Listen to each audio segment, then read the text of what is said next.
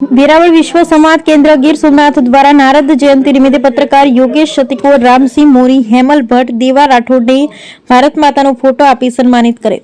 ગીર સોમનાથના વેરાવળમાં નારદ જયંતિ નિમિત્તે વિશ્વ સંવાદ કેન્દ્ર દ્વારા પત્રકાર સંમેલનનું ભાવભેર આયોજન કરેલ, જેમાં આમંત્રિત મહેમાન વિજયભાઈ ગટેચા દ્વારા નારદ વિશે જણાવેલ. આ કાર્યક્રમ અંતર્ગત ગીર સોમનાથ સુત્રાપાડા તાલાલાના પત્રકારો હેમલ ભટ્ટ, દેવાભાઈ રાઠોડ, પ્રકાશભાઈ, નિલેશ બાપુ, ચેતન અપારનાથી, રવિભાઈ ખખર સહિત સુત્રાપાડાના રામસિંહ મોરી અને સ્વ સોની હીરાબેન, પ્રભુદાસ સતીકુંવર, સેવા ટ્રસ્ટ અધ્યક્ષ અને પત્રકાર સોની યોગેશભાઈ, પ્રભુદાસભાઈ સતીકુંવરને ભારત માતા સ્મૃતિ ચિહ્નો ફોટો આપી સન્માનિત કરેલ હોવાનું સોની યોગેશ સતીકુંવર દ્વારા જણાવેલ. બ્યુરો રિપોર્ટ સોની યોગેશભાઈ સતીકુંવર, વેરાવળ. સોમનાથ જિલ્લા સંઘચાલકની મારી જવાબદારી છે. આજે નારદ જયંતિ નિમિત્તે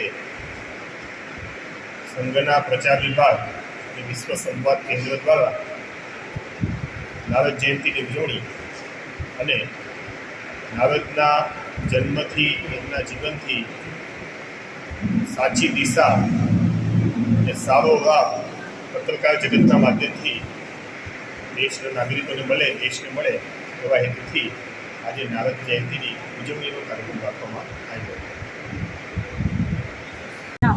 નમસ્કાર, મારું નામ પવન શ્યામભાઈ ગુપ્તા છે.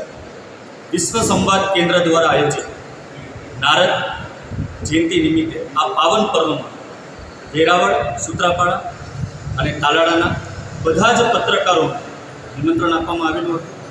અને આજના કાર્યક્રમની અંદર નારદ જયંતિ જે ખરેખર નિર્માતા કહેવાય, જે પાતાળ લોક છે અને પૃથ્વી છે, એ દરેક જગ્યાએ પરિભ્રમણ કરીને અને સાચી માહિતી, સાચી દિશા લોકો સુધી પહોંચાડવાનો કાર્યક્રમ, અને આ જ દિશા તરફ આખા વિશ્વના પત્રકારો પણ કામ કરી રહ્યા છે.